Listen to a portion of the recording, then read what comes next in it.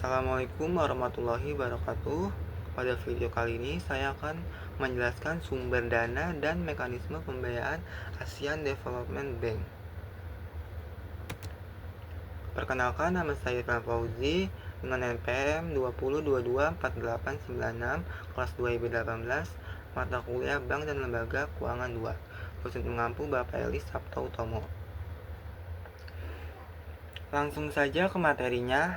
Yang pertama itu latar belakang. ASEAN Development Bank atau ADB didirikan pada 19 Desember 1966 di Manila, Filipina, untuk membantu negara-negara berkembang di kawasan Asia dan Pasifik mengatasi kemiskinan, mempercepat pertumbuhan ekonomi, dan meningkatkan kesejahteraan masyarakat.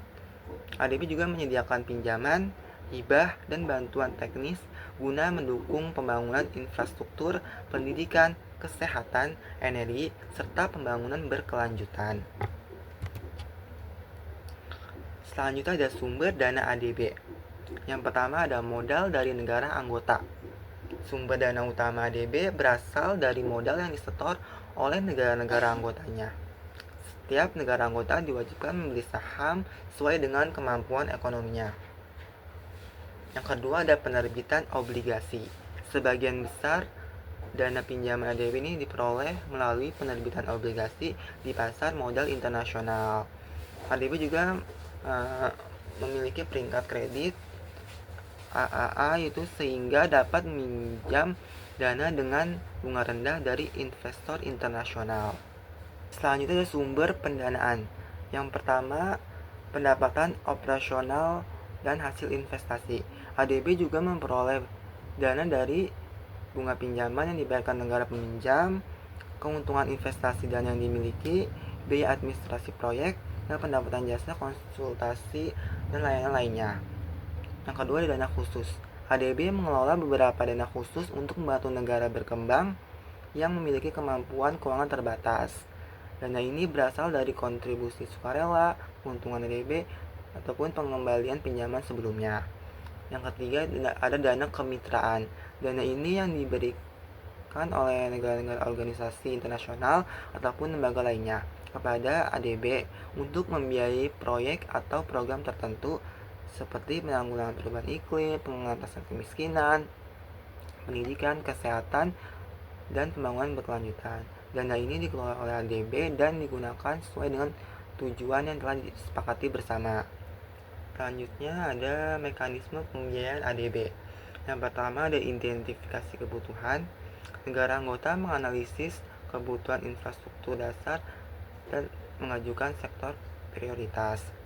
Yang kedua ada pengajuan proposal.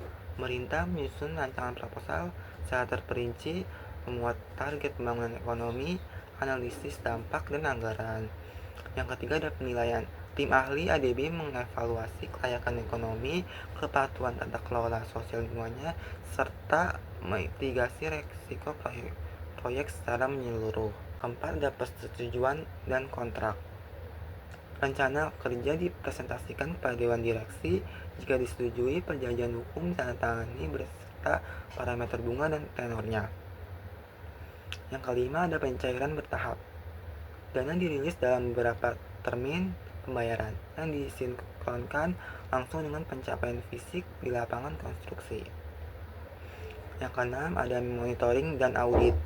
ADB mengawal implementasi melalui tinjauan lapangan rutin demi menjamin efisiensi alokasi anggaran dan pencegahan korupsi. Selanjutnya ada bentuk pembiayaan ADB. Yang pertama ada sovereign loans, yaitu pinjaman yang diberikan kepada pemerintah, digunakan untuk infrastruktur, pendidikan, ataupun kesehatan. Yang kedua ada non-sovereign loans, yaitu pinjaman kepada perusahaan swasta tanpa jaminan pemerintah, biasanya digunakan untuk pembangkit listrik dan kawasan industri. Yang ketiga ada grants atau hibah, dana yang tidak perlu dikembalikan. Dana ini tuh diprioritaskan bagi negara-negara berpendapatan rendah dan proyek yang memiliki dampak sosial tinggi. Yang keempat ada technical assistance. ADB juga memberikan bantuan berupa tenaga ahli, tenaga pelatihan, penelitian, dan penyusunan kebijakan. Kemudian ada kelebihan pembiayaan ADB. Pertama, suku bunga relatif rendah, jangka waktu pinjamannya panjang, tersedia masa tenggang, mendapat pendampingan teknis dari tenaga ahli, terus mendorong pembangunan berkelanjutan dan memiliki pengawasan yang ketat sehingga meningkatkan akuntabilitas penggunaan dana. Yang terakhir ada kesimpulan. ADB memperoleh dana dari modal negara anggota, penerbitan obligasi di pasar modal internasional, pendapatan investasi, serta berbagai dana khusus dan dana kemitraan. Dana tersebut kemudian disalurkan melalui pinjaman, hibah investasi ekuitas, jaminan pembiayaan, dan bantuan teknis. Seluruh proses pembiayaan dilakukan melalui tahapan identifikasi kebutuhan, pengajuan proposal, penilaian kelayakan, pencairan dana secara bertahap, serta monitoring dan evaluasi. Dengan mekanisme tersebut, ADB berperan penting dalam mendukung pembangunan ekonomi, pengurangan kemiskinan, dan pembangunan berkelanjutan di negara-negara Asia dan Pasifik, termasuk juga Indonesia. Sekian video yang bisa saya jelaskan. Wassalamualaikum warahmatullahi wabarakatuh.